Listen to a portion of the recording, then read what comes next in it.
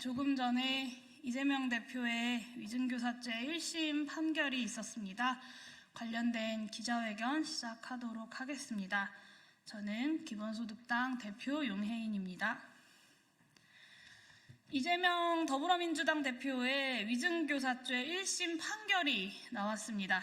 제가 예상한 대로 무죄 판결이 나왔습니다. 법원의 상식적인 판결에 환영의 뜻을 밝힙니다. 그러나 저는 이 사안은 본안 판결까지 가지 않고 공소 자체가 기각되었어야 할 사건이었다고 생각합니다. 몇 가지 근거를 말씀드리겠습니다. 첫 번째, 검찰의 기소가 이른바 백현동 비리 사건이라는 본류와 전혀 동질성이 없는 전형적인 별건 수사에 의해서 이루어졌습니다. 이 재판까지 이르게 된 발단은 무려 22년 전으로 거슬러 올라갑니다만 여기서 그 긴 이야기를 하지는 않겠습니다. 중요한 것은 법원이 별건 수사에 의한 기소를 받아들이지 말았어야 한다는 점입니다. 사법부가 2022년 5월 형사소송법과 검찰청법을 개정해서 별건 수사를 금지한 국회를 존중한다면 더욱 그렇습니다. 둘째, 검찰이 유력한 증거자료로 제출한 이재명 당시 경기도지사와 고 김병량 전 성남시장의 수행비서 김진성 씨와의 통화 녹취록 전체를 들어보면 이재명 지사는 김진성 씨에게 있는 그대로 진술해달라고 거듭 요청합니다. 사실관계를 다르게 말해달라 요구하는 내용은 없었습니다. 피고인의 정당한 방어권 행사를 넘어서는 어떠한 위증의 요구도 확인되지 않습니다. 셋째, 이번에 검찰 측 증인으로 나선 고 김병량 성남시장의 수행비서 김진성 씨는 2020년 대법원 무죄 판결 난 허위사실 공표죄 재판에서는 피고 이재명 편에서 진술을 했던 증인입니다. 법원은 유독 이재명 대표와 관련된 수사에서는 기존 진술을 번복하는 피의자들의 궁박한 처지에서 검찰에 의한 허위 진술을 강요당했을 수 있다는 상황을 충분히 고려했어야 합니다. 이 모든 상황을 종합해보면 법원은 이 기소를 재판으로 끌고 갈 것이 아니라 기각했어야 합니다. 그럼에도 거짓 진술을 요구했다고 보기 어렵기에 무죄를 선고한 재판부의 판결 또한 존중합니다.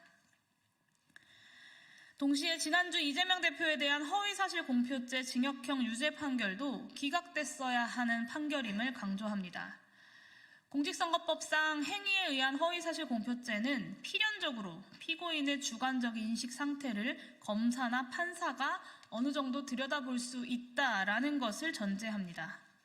검사와 판사의 관심법에 따른 기소와 판결이 이루어질 가능성이 높다는 의미입니다.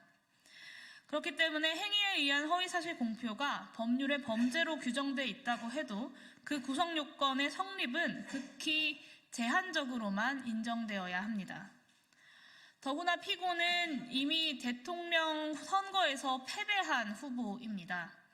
또 차기 유력한 대선 후보이기도 합니다.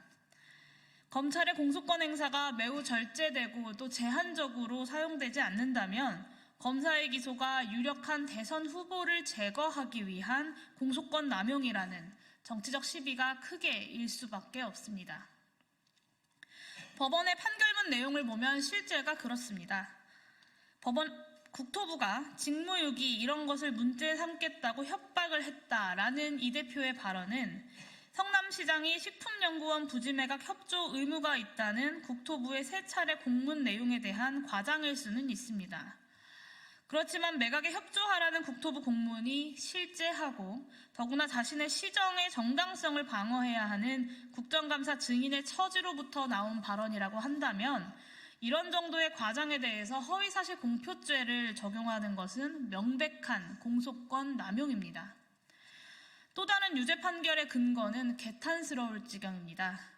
고 김문기 씨를 포함한 여럿의 얼굴이 나오는 단체 사진 일부를 캡처해서 제시한 국민의힘 의원의 사진에 대해서 원본 사진이 아니기 때문에 사진이 조작됐다고 한 이 대표의 발언을 법원은 김문기와 골프를 치지 않았다라는 발언으로 해석하고 이 해석을 유죄 판결의 근거로 삼았습니다. 선관위도 문제없다고 판단했었던 이런 발언들 하나하나를 뒤져가면서 정치검찰이 허위사실공표죄를 기소할 수 있다면, 그리고 그것으로 유죄 판결을 받아야 한다면 검찰이 허락한 민주주의, 사실상의 정치검찰 독재가 아니면 무엇이겠습니까? 흔히 사법부의 판결을 존중하는 것이 마치 삼권분립의 질서의 기본인 것처럼 이야기합니다. 삼권분립 질서는 누구나 사법부의 판결에 기속되고 따른다는 것이지, 법원의 판결을 신성한 것으로 떠받들어라, 아무 말도 하지 말아라 라는 원칙은 아닙니다. 그런 점에서 오늘 이재명 대표에 대한 위증교사죄 1심이 무죄가 나왔음에도 불구하고 지난 허위사실공표죄 1심 유죄 판결은 전혀 존중할 수가 없습니다. 사법부 판결이 저를 비롯해서 민주공화국 주권자인 국민 모두로부터 존중받기 위해서는 기소 자체가 검사의 정적 제거용 공소권 남용으로부터 시작된 재판들에 대해 법과 양심에 부합하는 정의로운 판결이 적어도 최종심까지 이루어져야 할 것입니다. 또 정치검찰은 오늘 위증교사죄 무죄 선고에 대해서 분명히 항고할 것이겠지만 법원이 공명정대하게 이조차 기각해 줄 것을 기대합니다. 존경하는 국민 여러분들께도 말씀드립니다. 법원의 잘못된 판결을 잘못된 판결이라고 큰 소리로 말하는 것은 민주시민들의 권리이자 의무입니다. 법원의 정의로운 판결에 대해 잘 되었다 큰 소리로 말하는 것 또한 민주시민의 권리이자 의무입니다. 그 누가 뭐라고 하더라도 주권자의 권리를 포기해서는 안 됩니다. 또한 다시 한번 호소드립니다.